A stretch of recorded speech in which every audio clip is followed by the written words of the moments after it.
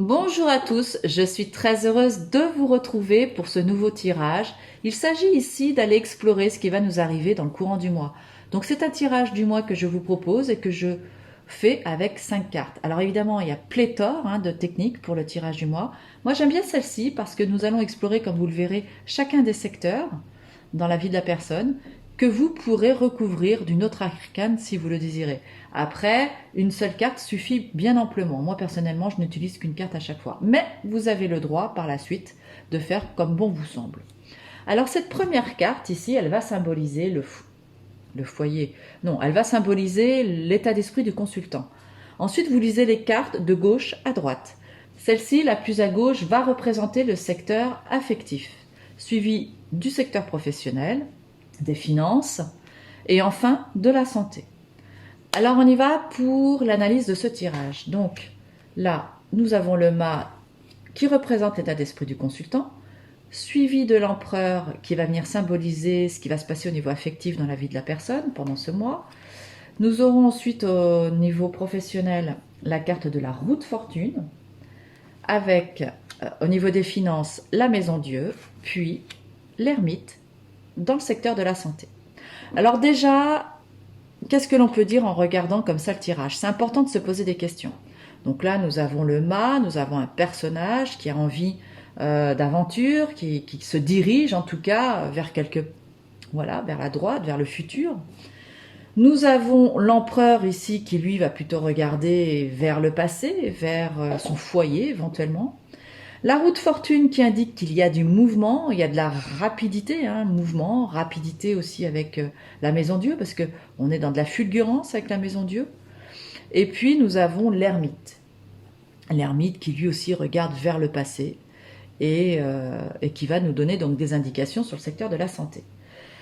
Alors moi, ce que je vous conseille là tout de suite, c'est à nouveau, je vous l'ai déjà dit, c'est de prendre vos mots-clés et de noter. Parce que quand vous notez, vous allez voir, vous allez habituer en fait votre intuition à se frayer son chemin toute seule. Et puis vous allez avoir des phrases et des histoires qui se construisent dans vos têtes en fonction des mots-clés qui vont surgir.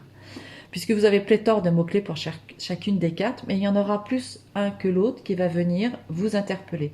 Et là, vous serez en connexion avec votre interprétation personnelle du tirage.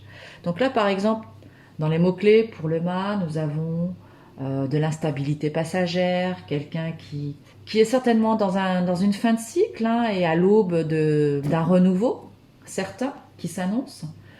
Donc tout ça, c'est pas évident, ça crée de l'instabilité émotionnelle au niveau des nuits, ça peut être aussi des nuits agitées, mais c'est aussi un personnage qui est original, qui est indépendant, en tout cas quelqu'un d'anticonformiste.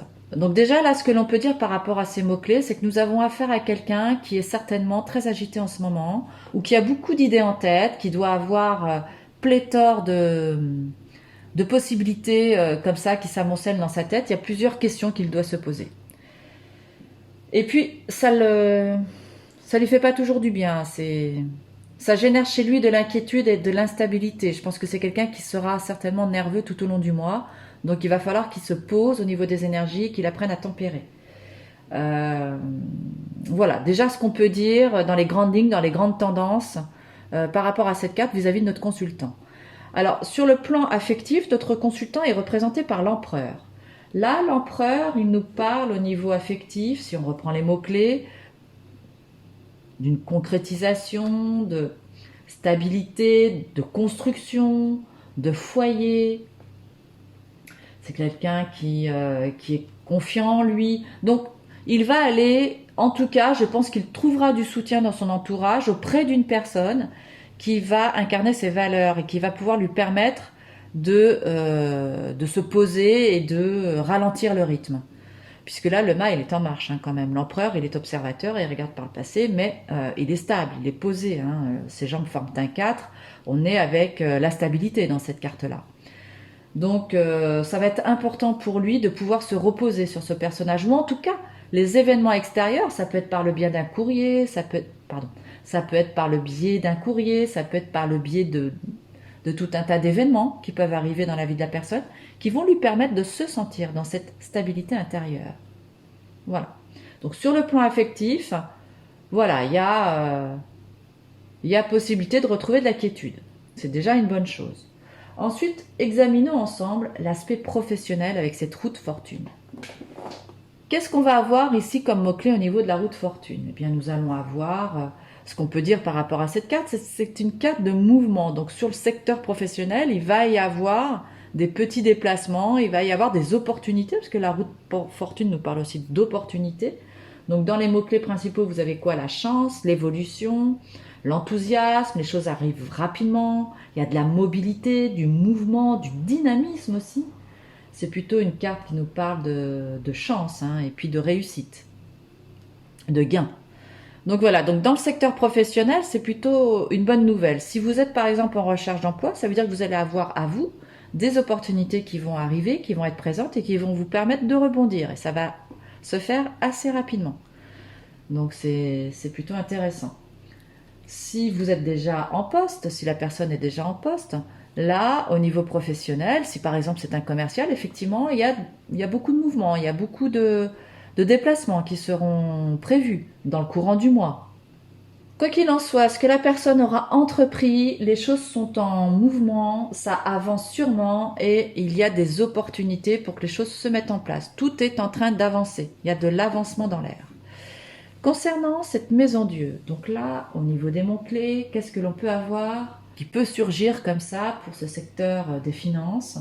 La maison Dieu, elle va nous alerter sur les réussites matérielles, tout ce que l'on convoite, par orgueil aussi, l'audace, l'énergie, peut-être aussi de la ruse. Elle va représenter cette idée en fait que l'on tombe de notre piédestal par orgueil. On a certainement quelque chose là au niveau financier qui va nous appeler à vouloir dépenser par souci en fait certainement de se faire valoir. Donc on est dans de l'ego purement et là il y a de fortes chances qu'on tombe de son piédestal. On va être un petit peu déstabilisé.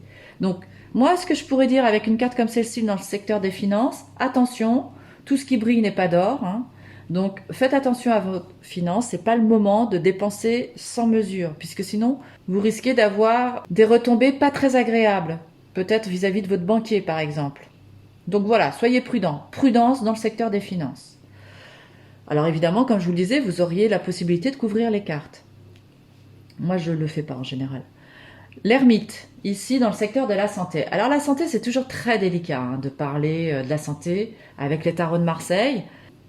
Vous avez la vidéo sur le tableau des lames dans laquelle je parle de la santé, donc c'est à prendre avec beaucoup de pincettes. Donc là, notre consultant, représenté par l'ermite au niveau de la santé, ce qu'on pourrait dire, c'est qu'il pourrait parfois se sentir dans des petites déprimes passagères, ce qui pourrait être concordant aussi avec le mât. Hein. D'ailleurs, ce mât là qui est prêt à tout, à des coups de tête et des emportements, oui, il peut effectivement être, tenter le diable si je puis dire, et avoir des problèmes financiers. Donc effectivement, sur la santé, ça peut avoir des retentissements où la personne se sent avec des petits coups de fatigue ou de déprime passagère avec l'ermite. Attention aux problèmes de digestion, aux grandes fatigues. On peut avoir des problèmes osseux, des problèmes de douleur, des problèmes de dos avec cette carte-là, des problèmes de scoliose. Voilà, la voûte dorsale est sollicitée. Donc bon, évidemment, à prendre avec des pincettes. Moi, ce que je retiendrai le plus par rapport à cette carte, c'est effectivement cette sensation en fait de déprime passagère qui peut affaiblir l'énergie de notre consultant. Voilà. Donc là, vous avez un panorama sur le mois qui vient pour la vie du consultant avec une façon de faire. Donc comme je vous le disais, à votre guise, moi ce que j'aime bien c'est prendre un oracle pour recouvrir les cartes. Là pour le moment, je ne vous propose pas de le faire puisqu'on est dans le cadre de l'apprentissage du tarot de Marseille, mais sachez que vous avez bien évidemment cette possibilité d'aller chercher des informations en couvrant le jeu, soit avec un deuxième tarot, hein, vous reprenez un autre tarot 22 arcanes majeures, vous pouvez recouvrir, ou vous pouvez couvrir avec un oracle. Voilà, donc n'hésitez pas à me faire partager vos tirages du mois. Sachez qu'il y a toujours le groupe pour vous entraîner si vous avez des questions à poser et les lives pour faire le point sur ce qui aura été posé comme question.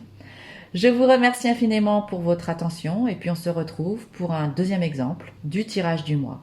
À tout de suite.